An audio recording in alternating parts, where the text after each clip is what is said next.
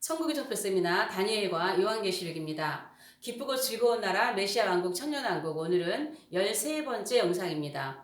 저희 영상을 처음 들어오신 분들은 앞서서 올린 영상들을 채널 안에 들어가셔서 꼭 함께 연결해서 보시기 바랍니다. 그러면 제가 강의하는 천년왕국에 관한 것을 좀 더 이렇게 이해하시는 데 도움이 되실 것입니다. 오늘은 복 있는 나라입니다. 복 있는 나라 천년왕국.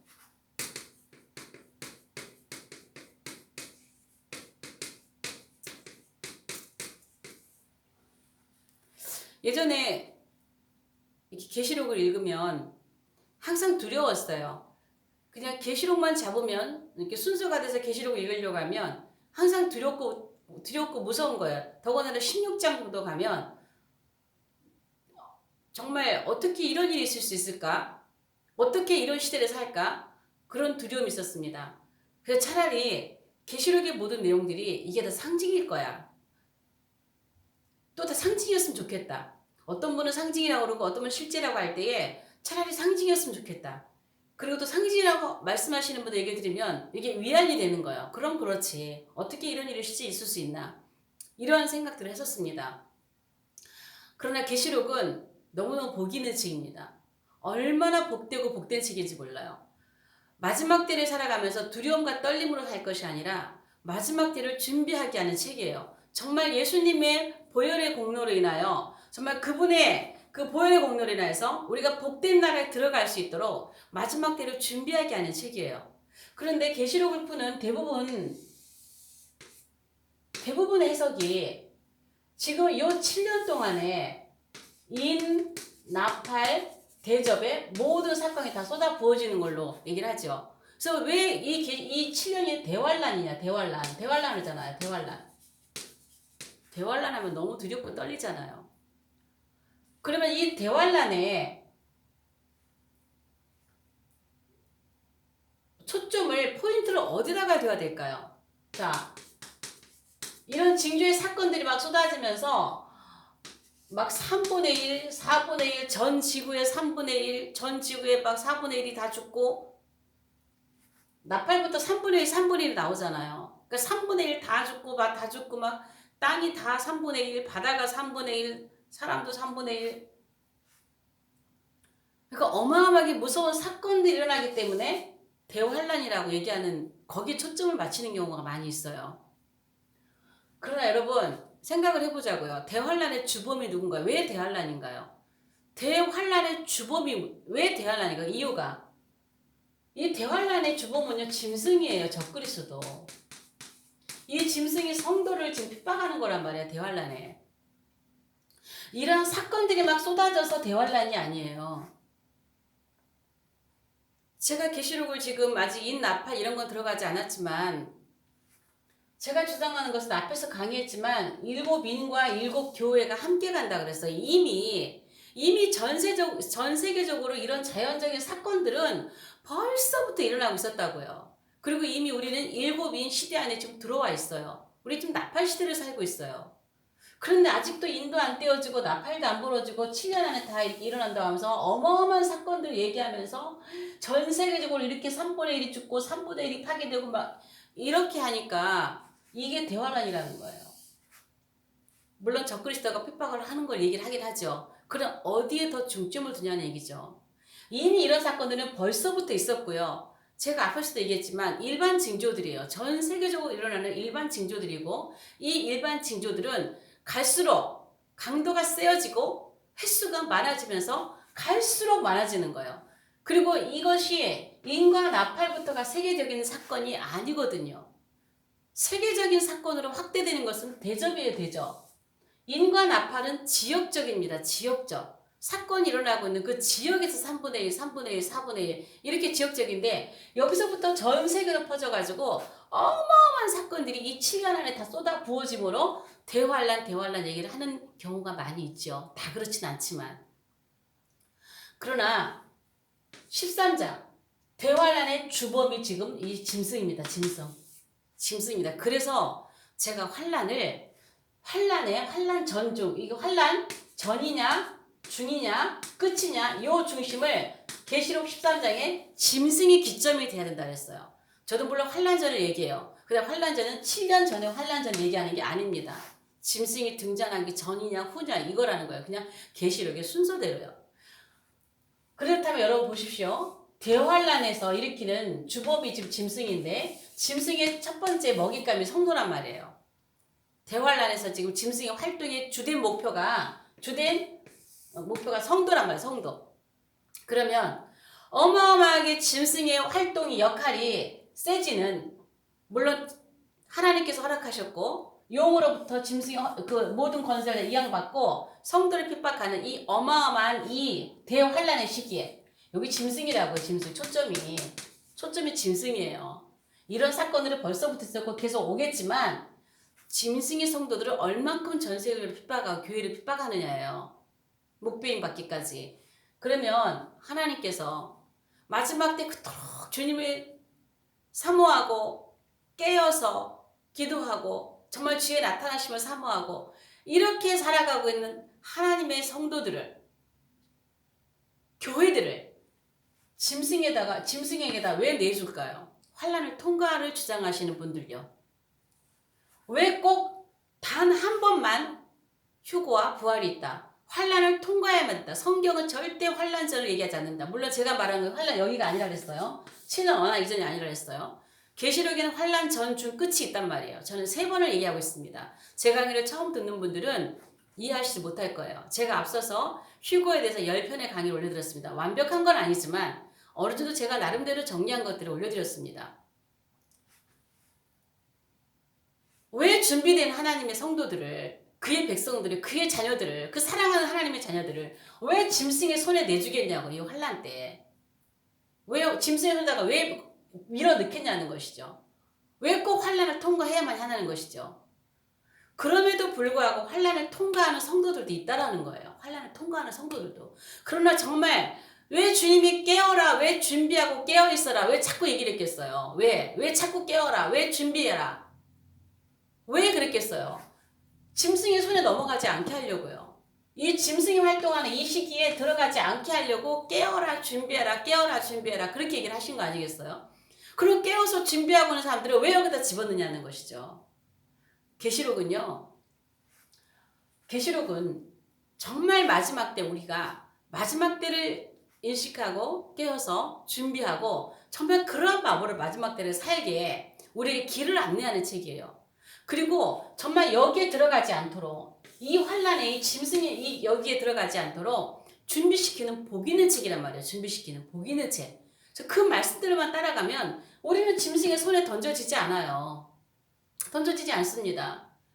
그럼에도 불구하고 여기를 환란 통과하면서 하나님 앞에 나오는 자들도 있다라는 거예요.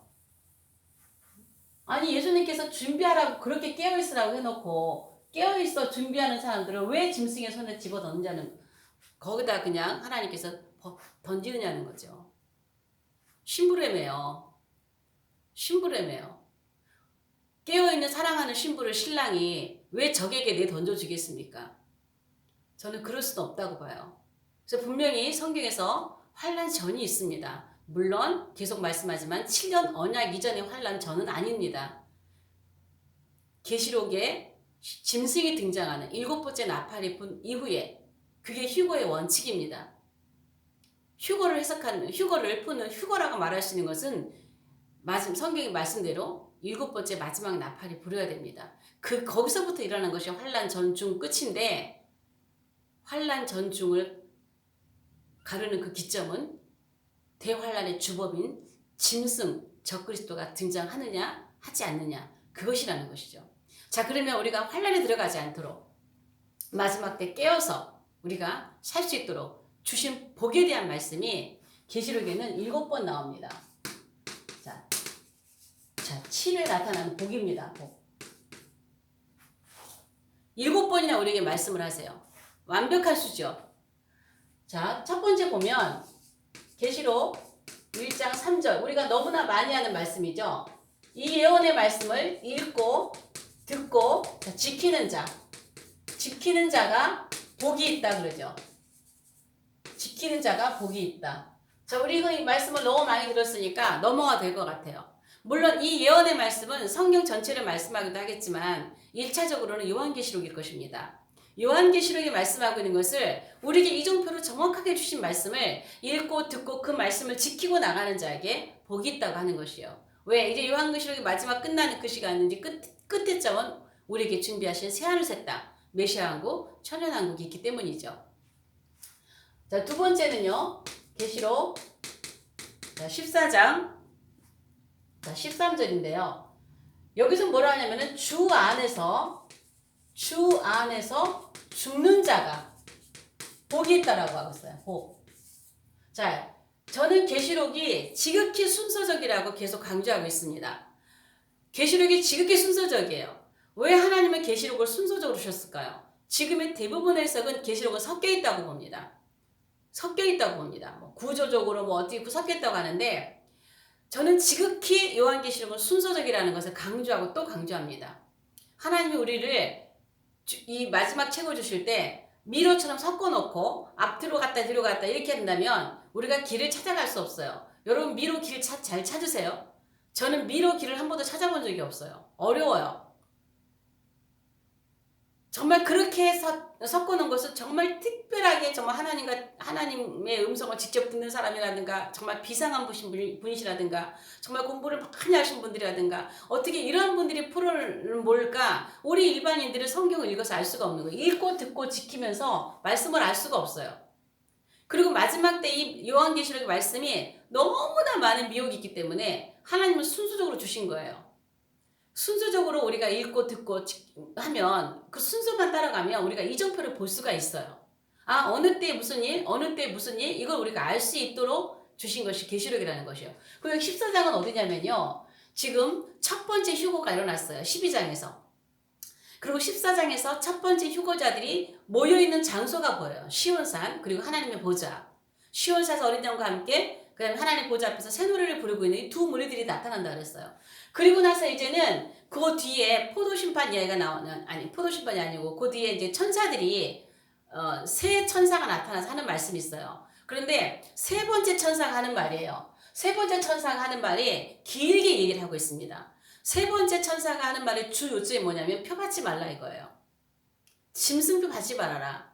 우상에 경배하지 말고 입하나 손에 표받지 말아라. 너희가 이것을 받으면 밤낮 쉼을 얻지 못한다. 너희가 이 표를 받으면 유황 불못에 들어간다. 영원한 지옥불에 들어간다는 거예요. 엄청난 경고를 하고 있는 거예요. 세 천사가 얘기하는데 세 번째 천사가 길게 얘기를 하고 있어요. 그러면서 그 이야기가 끝나고 나니까 세 번째 천사가 표 받지 말라고 하는 경고의 말씀을 마치고 나서 하늘에서 나는 음성이 말하는 거예요. 주 안에서 죽는 자는 복이 있다. 성도의 인내가 여기 있다.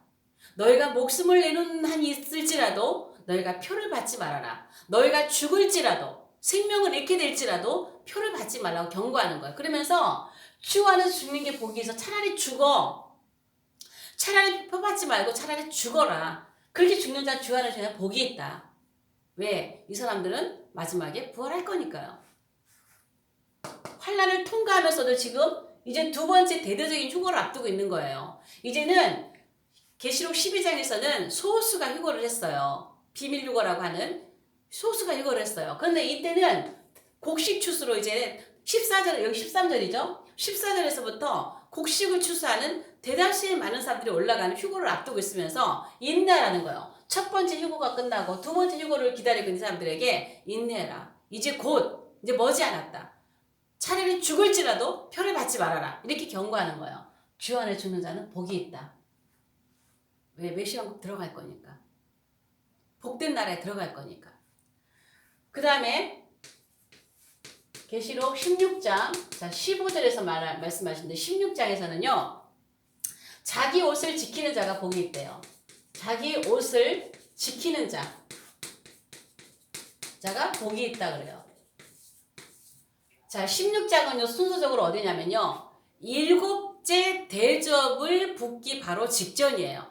6번째 대접을 붓고 7번째 대접을 붓는 그 사이에는 삽경이라고 볼 수 있어요. 그런데 여기에서 이제 마지막 7번째 대접을 부으면 마지막 끝인데 그 앞에서 이 말씀하는 거예요. 누구든지 깨어라. 누구든지 깨어서 자기 옷을 지켜라 그래요. 근데 여기서 제가 옷이 얘기하는데 제가 앞에서 옷에 대한 조명에 대한 영상 올려드린 게 있어요. 옷에 대한 조명. 그것을 한번 보시기 바랍니다. 계시록에 나타난 옷이에요. 계시록에 나타난 옷. 뭐 다른 데 나는 뭐 구원의 옷, 의의 옷 이런 의미의 옷이 아니라 요한계시록에 나타나는 옷에 대한 조명을 따로 한 개 올려드린 영상이 있어요. 거기에서 히마티온이라고 하는 옷은 이 땅에 살아있는 성도들이 입고 있는 옷이라고 그랬어요. 그리고 스톨레는 이 땅에서 살아있는 성도들이 히마티온 옷을 입고 있다가 죽고 난 이후에 갈아입는 옷이라 했어요. 우리가 영생의 몸을 입기까지 부활을 하기 전까지 입고 있는 옷이 스톨레라고 그랬어요. 그런데 여기서 지금 옷은요, 이거는 히마티온입니다. 이 땅에 살아있는 환란을 통과하고 있는 마지막 7번째 대접을 앞두고 환란을 좀 통과하고 있는 사람들에게 옷을 벗지 말라는 거, 옷을 지키라는 거예요. 왜? 이 옷을 벗기려고 하는 핍박 세력이 있다라는 것이죠. 이 구원의 옷을 벗지 말라는 거예요. 예수님을 떠나지 말라는 거예요. 끝까지 이 구원의 옷을 벗지 말고 이 옷을 지키라는 거예요. 지키라고 그러죠. 지키라고. 끝까지 구원을 지키라는 거예요. 그런 자가 복이 있다. 마지막 대접을 붙기 전에 이 얘기를 하고 있다니까. 마지막 대접 붙기 전에. 그래야 우리는 첫째 부활에 들어갈 수가 있는 거예요. 자, 네 번째는요. 20장 6절이에요. 계시록 20장 6절에 첫째 부활에 들어가는 자. 첫째 부활에 참여하는 자가, 들어가는 자가 복이 있다라고 그랬어요. 자, 제가 첫째 부활에 대해서는 마지막 영상 올릴 때 한번 또 올려드릴 것입니다. 제가 앞서서 예전에 올린 영상이 있는데요. 그거보다 좀 더 좀 자세하게 제가 설명을 해야 될 필요성을 느꼈어요. 그래서 첫째 부활은요, 첫 번째, 두 번째 순서를 얘기하는 것이 아니라 최상의 부활이라고 그랬어요. 최상의 부활. 이 첫째 부활은 천년왕국 전에 일어나는 부활이라고 그랬어요. 그래서 계시록 20장은요, 아마겟돈 전쟁도 다 끝났어요. 이제 마지막 환란을 통과한 목배임 받은 자들이, 목배임 받고 죽은 이런 순교자들이 이제 부활을 앞두고 있는데, 이들이 첫째 부활에 그 이야기를 하고 끝에서 이는 첫째 부활이라 이렇게 얘기하는 거예요. 첫째 부활에 참여한 자는 복이 있다라고 얘기하고 있어요. 첫째 부활에 들어간 자는. 왜일까요? 첫째 부활에 들어가는 자는 천년왕국에 들어가기 때문이에요. 메시아 왕국에 들어가기 때문이에요. 그래서 복이 있다고 얘기하고 있는 것입니다. 그 다음에 22장. 앞에 하나가 빠졌네요. 순서적으로. 자, 계시록. 순서적으로 말하는 요거 하나가 빠졌습니다. 여기 바꾸면 되겠어. 자, 19장 9절에서 어린 양 혼인잔치에 청함받은 자가 복이 있대요. 자, 요거 앞에로 생각하세요. 제가 계시록은 순서지기 때문에 순서대로 그냥 이거 좀 앞에 뒤로 왔습니다. 자, 계시록 19장에는요. 우리가 즐거워하고 크게 기뻐하세. 어린 양의 혼인 기약이 이르렀다라고 하고 있어요. 제가 앞서서 어린 양의 혼인 잔치에 대해서 말씀을 드린 부분입니다. 자, 여기에서 혼인 잔치가 진행되고 있다고 말씀들 하시는데 혼인 잔치가 여기서 진행된 게 아니고요. 혼인 기약이 이르렀어요. 그럼 혼인 잔치는 어디일까요? 20장에서 있는 거예요. 20장 천년왕국이 혼인 잔치 되는 거예요. 이들이 첫째 부활에 참여하고 이제 혼인 잔치에 들어가는 거죠. 여기에 청함 받고 들어가는 거예요. 청함이 이제 칼레오라고 그랬죠. 칼레오. 자, 부르다. 불리우다. 자, 혼인 잔치에 들어오라고 다 부름받은 청함 받은 사람들이에요. 이런 사람이 복이 있다라는 거예요. 왜? 천년왕국에 들어가니까. 자, 그 다음에 계시록 22장 7절에 자, 이 예언의 말씀을 지키는 자. 자, 지키는 자가 복이 있다 그래요. 자, 여기 지키는 자, 또 여기 지키는 자. 자, 비슷한 맥락이지만 이 예언의 말씀을 지키는 자가 복이 있다. 또 강조하고 있는 거예요. 계시록에서 내가 지켜야 될 것이 무엇인가를 여러분 곰곰이 생각해 보세요. 요한계시록에서 우리에게 지키라고 자꾸 말씀을 하시는데 이 지켜야 될 게 무엇인가, 가장 중요한 게 무엇인가 생각해 보세요. 표가 아니겠어요, 표? 물론 다른 말씀 많이 있어요. 많이 있지만 이 환란을 통과하는 가운데 표가 굉장히 관건이죠. 받지 말라. 옷을 지켜라. 옷을 왜 지켜야 될까요? 표를 받지 말고 지키라는 얘기예요. 그 표를 받으면 이 옷을 벗어버리는 거거든요. 자, 마지막에 또 하나가 뭐냐면 계시록 22장 자 끝에 14절에 보면은 여기서는 이런 얘기가 나와요. 자기 두루마기 얘기가 와요. 두루마기. 자, 두루마기를 자 빠는 자는 복이 있다 그래요. 자, 여기에서 이 두루마기 있죠. 이 두루마기가 스톨레예요. 자, 여기 옷은 히마티온이라 그랬죠. 여기는 살아있는 자가 있는 옷이고 이 스톨레는 죽은 자가 있는 옷이거든요. 그런데 왜 옷을 빨까? 이 말을 어떻게 해석을 해야 될까? 이게 이해가 좀 안 됐거든요. 아직도 정확하게 다 100% 이해가 되고 있는 건 아니지만 킹제임스 성경에서는 이것을 어떻게 번역하고 있냐면은 그분의 말씀, 명령, 이 명령을 행하는 자는 복이 있다라 그래요. 오히려 이 번역이 좀 더 자연스러운 것 같아요. 이 번역이 맞는 것 같아요. 그러니까 자기의 두루마기를 빠는 자, 그러니까 하나님의 그분의 말씀의 명령을 행하는 자는 복이 있다. 계시록의 말씀은 우리가 정말 귀담아 들으면서 우리에게 주신 말씀의 포인트가 뭔가 복의 복, 어디에 가게 하기 위해서 천연왕국에 들어가게 하기 위해서 우리를 철저히 준비시키는 말씀이에요. 자, 제가 여기서 이렇게 이 7가지 말씀을 7개의 복을 봤는데요. 제가 이걸 보면서 뭘 생각을 했냐면 제가 지금 저 세미나가 천국 이정표 세미나예요. 천국 이정표 세미나인데 제가 이 이정표에서 주로 다루는 말씀이 이 이정표 세미나에 주로 다루는 말씀이 다니엘 그 다음에 마태복음 자 24장에서 25장인데 주로 25장이죠. 자, 세 번째가 요한계시록이죠. 자, 이렇게 세가 주로 다루는 이정표의 말씀인데 저는 이정표에도 복이라는 단어가 있을까? 이정표에도 복이라는 단어가 있을까? 이 세 가지 과목 중에서. 근데 이거는 쉽게 찾았죠. 계시록에서는 여기 지금 첫째 부활에 참여하는 자가 복이라고 그랬죠. 첫째 부활. 그 첫째 부활에 참여하는 자가 복이 있는데 천연왕국은 절대 불신자는 못 들어간다 했습니다. 얼마나 복된 나라인데 공짜로 들어갑니까? 예수도 믿지 않는 사람이. 저는 천주남국에 씨로 들어간 사람도 마지막에 최후의 예수님 앞에 오셨을 때에 그분 앞에 무릎을 꿇어야 돼요. 그래서 그 예표가 그림자가 한평강도라고 얘기를 했습니다. 마지막 숨이 꼴깍꼴깍 넘어가는 그때에 당신의 나라에 임하실 때에 나를 기억하소서. 이 한마디가 그는 천국에 들어가는 그런 낙원에 들어가는 그런 은혜를 입었죠. 천연왕국에 들어간 사람도요. 마지막 최후에라도 왕으로 만왕의 왕으로 오신 그분을 왕으로 인정해야 돼요. 인정하고 그 앞에 무릎을 꿇어야 돼요. 그러면 마지막에 주님 앞에 무릎을 꿇을 수 있는 사람은 관건은 뭘까요? 표를 안 받아야 돼요. 표가 있는 사람 무릎 꿇을 수 없습니다. 저는 그래서 그렇게 생각합니다. 짐승 정부가 전 세계 모든 사람에게 큰 자나 작은 자나 부자나 빈자나 모두에게 표를 내려고 하겠지만 하나님께서 그렇게 하지 않으실 거예요. 남겨두는 자가 있을 것입니다. 왜? 천년왕국에 씨로 들어가야 이 육체를 입은 사람들이 있어야 되기 때문이에요. 그래서 마지막까지도 이 강도가요. 마지막에 처음에는 강도 둘이 다 같이 예수님을 욕했죠. 처음에는. 그러면서 한편 강도는 나중에 주님을 죄가 없다고 하고 오히려 한편 다른 쪽에 있는 강도를 책망을 했죠. 그리고 자기를 기게 달라 그랬어요.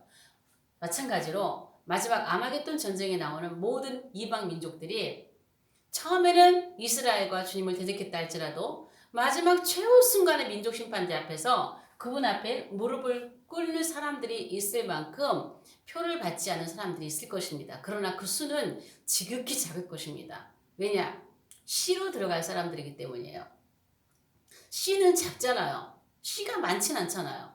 천연왕국에 씨로 들어갈 사람들은 아주 지극히 적은 사람이에요. 그래서 환란을 통과하고 몸을 입고 들어간 사람, 그 중심에 유대인들이 있지만 세계 이방인들도 지극히 적은 수가 들어가게 될 것입니다. 그래서 이 나라에 들어가는 사람들 그렇게라도 마지막 인정하고 들어간 사람은 복이 있는 사람이에요.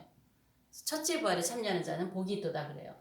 다니엘서도 쉽게 찾을 수 있어요. 다니엘서도 쉽게 찾을 수 있는데 12장 12절에 보면은요. 12장 12절에 보면 자, 이런 말씀이 있어요. 매일 드리는 제사를 폐하고 자, 우상을 세울 때부터죠. 여기서부터 31 플러스해서 1290일을 지낼 것이요. 기다려서 45일 플러스해서 1335일까지 이르는 자는 복이 있다. 자, 이런 말씀이 있는데요. 제가 이 부분은 나중에 좀 다시 풀어야 돼요. 좀 시간이 조금 걸려서 요거 나중에 제가 풀도록 하는데 요 말씀에서 1335일까지 이르는 자는 복이 있다라고 해요. 복이 있다. 자, 이 복이 있다라는 말씀이 이제는 메시아 왕국이 코앞에 와 있잖아요. 이제 기다려서 하나님께 새롭게 만들어주신 새하늘 새 땅, 이 나라가 가까이 오기 때문에 여기까지 이르는 자는 기다려서 여기까지 이르는 자는 복이 있다라고 하는 것이에요. 그런데 제가 요건 쉽게 찾았는데 이거는 그냥 머릿속으로 생각했어요. 마태복음 25장보다 24장에가 예수님의 일반 징조들이 나오고 있으니까 24장에도 복이라는 말이 나올까? 24장을 쭉 읽어보는데요. 놀랍게도 마태복음 24장 45절 46절에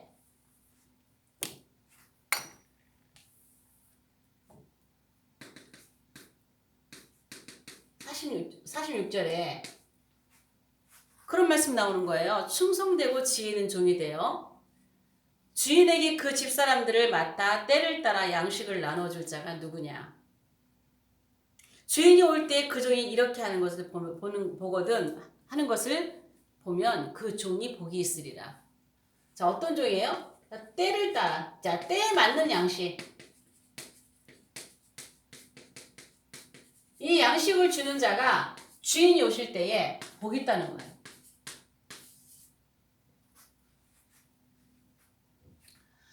지금 제가 때에 맞는 양식을 여러분에게 드리고 있는 것입니다. 마지막 때를 가르치고 요한계시록을 가르치고 마지막 때에 준비를 시키는 하나님의 종들은 때에 맞는 양식을, 때를 따라 양식을 저는 주는 것이라고, 먹이고 있는 것이라고 봅니다. 그렇게 하는 종은 복이 있다라는 거예요. 복이 있는 종이 되고 싶어요, 저도. 어떤 분이 계시록을 가르친다고 여러 가지로 저에게 부정적인 이야기를 하신 분들이 많이 계시지만 지금은 우리가 요한계시록을 배워야 될 때입니다. 요한계시록을 가르쳐야 될 때입니다. 요한계시록을 언제까지 덮어두실 것입니까? 예수님은 열어놓으라 그랬는데 덮지 말라 그랬는데 언제까지 이단들의 전용물로만 이렇게 내버려 두실 것입니까? 우리는 이 마지막 시대에 요한계시록을 열어서 때에 맞는 양식을 먹여야 돼요. 성도들에게 길을 알려줘야 돼요. 근데 언제까지 말씀을 이 요한계시록을 1세기에 머물러 있는 책으로 덮어놓고 위험한 책이라고 덮어놓고 어떤 분은 저에게 어떻게 감히 저한테 요한계시록을 푸냐는 거예요. 칼빈도 안 풀었는데. 아니 하나님이 열어서 때를 따라 양식을 먹이라 그랬잖아요. 성도들은 너무나 갈급해합니다. 일반 성도들은 마지막 때 이 말씀을 너무나 갈급해해요. 그래서 여기저기 말씀을 배우고 싶어해요. 근데 문제는 우리 종들이 하나님의 종들이 요한계시록을 덮어놓고만 있으려고 그래요. 참 안타까운 일이에요. 지금 우리는 이 때에 맞는 양식이 필요한 때입니다. 그렇게 하는 자를 주님 복이 있다고 말씀하세요. 복이 있다고. 왜요? 준비시키니까 하나님의 준비된 왕국에 들어가잖아요. 요한계시록은요 우리에게 얼마나 복 있는 책인지 몰라요. 저는 요한계시록에 7개의 복이 나온다는 거는 내가 알고 있었지만 제가 하는 이정표 여기에 이렇게 복이라는 단어가 3개 나오는 걸 발견하고 참 역시 요한계시록은 복이구나. 그래서 어떤 분은 복으로 요한계시록을 풀어가시는 분들이 계시잖아요. 복이라고 하는 거에 초점 맞춰서 계시록을 풀어가시는 분들 계세요. 우리에게 복 있는 책입니다. 대환란이라고 하는 짐승이 주 역할을 하고 있는 그 환란기에 들어가지 않도록 하나님은 우리에게 준비시키는 책이 요한계시록입니다. 그래서 지키라는 거예요. 지켜라, 지켜라, 지켜라. 이 말씀이 다 어디예요? 이 말씀이 이 복이라고 하는 책이 전부 다 메시아 왕국이에요. 메시아 왕국. 천년왕국이에요. 어린 양의 혼인잔치입니다. 여기에서 잔치를 하고 영원한 집에 들어갈 수 있도록 우리를 준비시키는 책이에요. 그러므로 우리는 마지막 때 요한계시록을 배워야 돼요. 모르시면 배워야 돼요. 물론 가르치는 사람들이 100%다 완벽하진 않습니다. 저도 마찬가지고요. 그러나 배우면서 성령님께 물으면서 지혜를 달라고 구하면서 우리는 배우고, 그래서 하나님의 종들은, 우리들은 이 말씀을 성도들에게 가르치고 마지막 때 길을 알려주고 정확한 이정표를 손에 쥐어줘야 돼요. 왜? 우리는 7년 안에 들어가기 전에 죽는 사람도 있을 것이고, 7년 안에 들어가서 적그리스도를 보고 죽는 사람도 있을 것이고, 환란에 들어가서 이런 사람 다 있을 것이에요. 그러나 하나님께서 우리에게 주신 이정표를 정확하게 가지고 있을 때 우리는 두렵지 않습니다. 우리가 길을 정확히 아는 사람은 불안하지 않습니다. 왜? 정확하게 길이 있으니까 그 길만 따라가면 됩니다. 오늘 영상은 여기까지 하겠습니다. 영상이 좋으시면 좋아요, 구독, 또 공유, 채널 소개를 부탁드립니다. 그리고 한 달에 한 번씩 진행되고 있는 천국이정표 세미나 2박 3일 집중 세미나, 무료 세미나입니다. 여러분이 꼭 3일 동안 시간을 내실 수 있다면, 한 번쯤 오신다면 전체적인 계시록 다니엘과 계시록에 대한 내용들을 새롭게 또 이렇게 정리하시는데 큰 도움이 되실 것입니다. 다음 영상에서 뵙겠습니다.